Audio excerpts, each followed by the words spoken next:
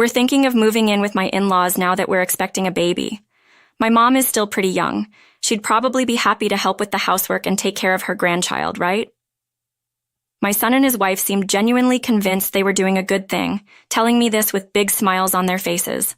My husband chimed in, making it even harder for me to find the words. Bob and Karen really care about you, Mary. This is a great idea. Let's all live together. This was not a great idea for me. I was frustrated with both my son and his wife and my husband for not understanding this. My name is Mary. I currently live with my husband, just the two of us. Our son, Bob, married a woman named Karen last year. Karen is a modern young woman with a cute smile. But as a mother-in-law, there are things that concern me. She doesn't help with cooking or cleaning when she visits. She just watches TV and laughs with my husband and Bob. I always helped out when I visited my in-laws, but maybe daughters-in-law these days don't do that. Even if Karen offered to help, I'd probably decline because I have my own way of doing things. I felt a gap in our values.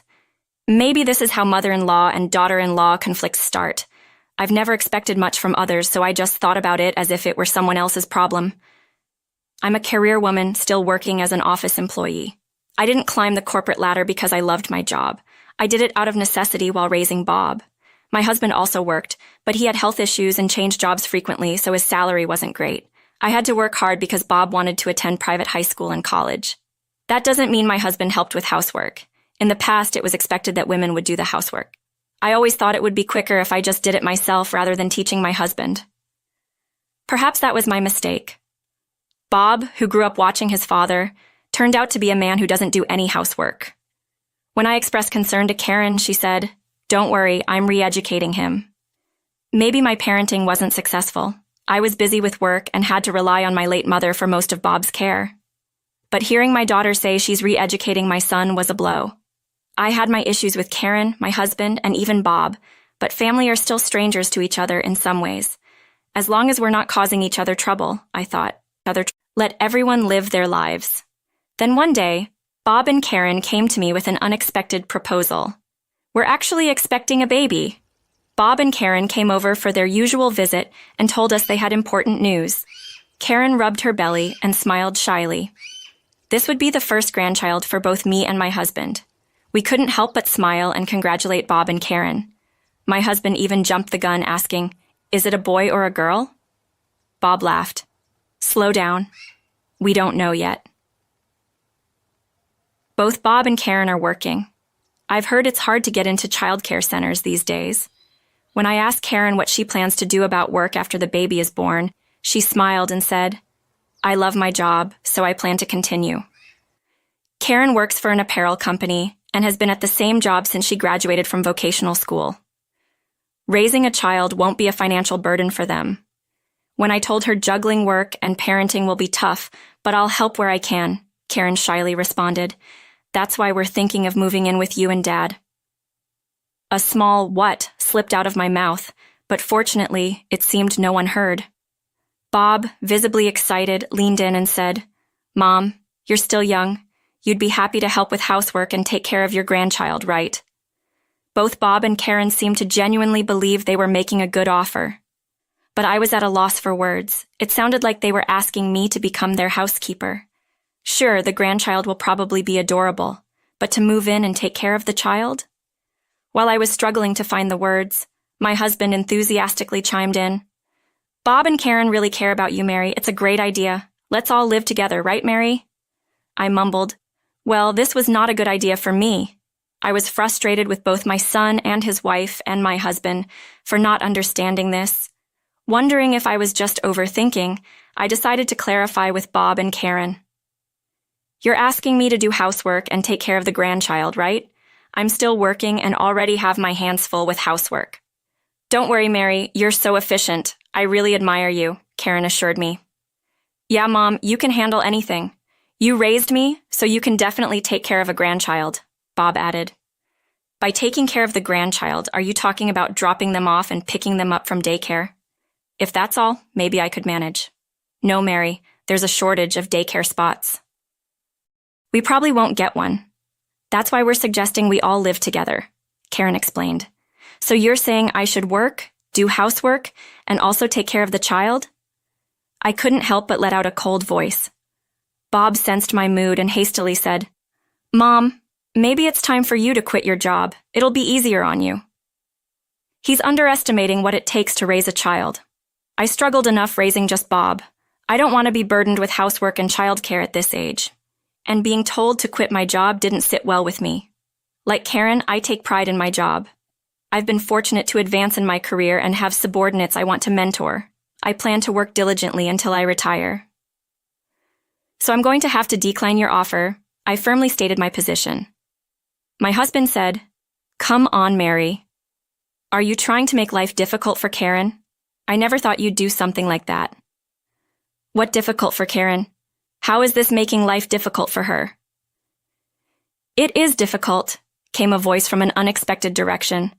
I turned to see Karen, tears brimming in her eyes. "It's terrible that you won't help me when I'm asking you so earnestly. I thought you'd be happy to take care of your grandchild." Bob chimed in, "Mom, that's really harsh. You shouldn't say things like that just because you don't like Karen." I was frustrated by the atmosphere, which had suddenly turned against me. But what annoyed me most was my husband. He was the one who had created this tension in the first place. I was done with him, especially after he used the strong phrase, "making life difficult for Karen." To negate my opinion? Fine then, John. Why don't you move in with Bob and Karen? I absolutely don't want to, so I'll leave this house. "What are you talking about, Mary?" Ignoring my husband's confused voice, I headed straight to my room. "What's going on?" I heard Bob's frantic voice as I gathered my valuables and put them in a large bag. Fortunately, I'm a minimalist at heart and only own the bare essentials. Once I finished packing, I hurried to the front door where Karen was sobbing. "Why does it have to come to this, Mary? Can you help us with our lives? Don't you care about Bob and your future grandchild?" "I do care about my son and future grandchild, but Karen, I have a future too. I'm only in my 50s. I have a lot of good times ahead of me. I've raised Bob to this point, and now I finally get to enjoy my freedom. Please don't interfere with that. I'd rather not see my grandchild if it means giving up my freedom." Stunned by my words, Bob and Karen stood next to my husband, who was shouting, "Where do you think you're going, Mary? The most surprising thing about this whole situation is your attitude, John. Why would you use such a strong phrase like making life difficult for Karen when they're trying to dump housework and childcare on me? It is making life difficult. Karen wants to continue working. You could help out. If you feel that way, why don't you help out, John? You're not working, but I am." "That's right. My husband is currently unemployed. He's the same age as me, too young to retire, but he suddenly quit his job because he found it unfulfilling. I've been with him for decades, so I just sighed and thought, here we go again. But I can't live with this man anymore. Why couldn't he step up and say he'd take care of the housework and the grandchild? That's what truly disgusted me. I'm a man. I can't do housework or childcare. Bob is a man, but he can't do housework or childcare either, right? Isn't Karen re-educating him?" When I turned to Bob, who was standing there dumbfounded, he said, "Well, I intend to do what I can. It seems Karen's re-education was working." I gave Karen a final apology. "I'm sorry my son has been such a burden to you," and then faced my husband. After hearing all this, I've thought about my future. If I'm going to be stuck doing housework and taking care of a grandchild while John lounges around at home, then I'm not interested. "I've decided to separate from John," I said to my stunned husband. "Thank you for everything," and turned back to Bob and Karen. "I don't know if you'll live with Dad, but don't count on him for anything. Maybe if Karen re-educates him, he'll be somewhat useful. Goodbye. Have a healthy baby." I left the house without any emotion. My husband followed me for a while, but seemed to give up when he saw I wasn't stopping. I headed to my sister Lisa's place, where she lives alone and single. Lisa is a successful writer and lives in a pretty big house all by herself. When I explained the situation to her, she was thrilled to have me. "Welcome, sis, to this single life," she joked as she greeted me. Living with Lisa was the epitome of freedom. We cooked whatever we wanted, went out only when both of us felt like it, and it was no big deal if one of us didn't want to go. Our finances were separate, so as long as we contributed a set amount to the household, the rest was ours to spend freely. Feeling at home in this new lifestyle, I sent my husband divorce papers and even hired a lawyer. The divorce went through. Lisa and I threw a party to celebrate, indulging in snacks and chocolates we usually wouldn't eat. It felt like a return to our younger days. As I had expected, my husband Bob and Karen gave up on living together.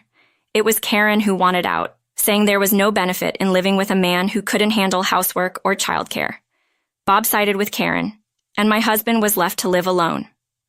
A year later, Bob called, almost begging me to take care of their child.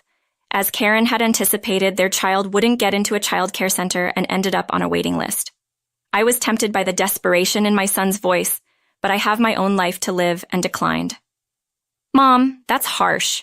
But Karen's parents live not too far away. When I suggested they ask them for help, Bob seems uncomfortable. Bob doesn't like Karen's parents. Even before they married, he's always found Karen's parents difficult, as they spoil her rotten. But the time for me to sacrifice my life to help my son is long past. I've prioritized my kids enough. Now it's time to live for me. After telling Bob to figure things out for himself, I haven't heard from him. It felt lonely, but I was content with my newfound freedom. Years later, I retired and was able to pass the baton to a subordinate I had wanted to mentor. As I left my workplace surrounded by people and receiving a beautiful bouquet of flowers, I felt fulfilled. Now, what to do with the blank canvas of my future? Lisa suggested, let's go on a trip. She showed me a brochure for a round-the-world cruise. With my retirement fund and savings, and Lisa being a successful writer, we could both afford it. I never thought I'd consider going on a cruise, but as I looked at the brochure with Lisa, I felt excited about the future. I'm so glad I didn't sacrifice my freedom for the sake of my son's needs. My life is just beginning. I've decided to paint the rest of my life with only joy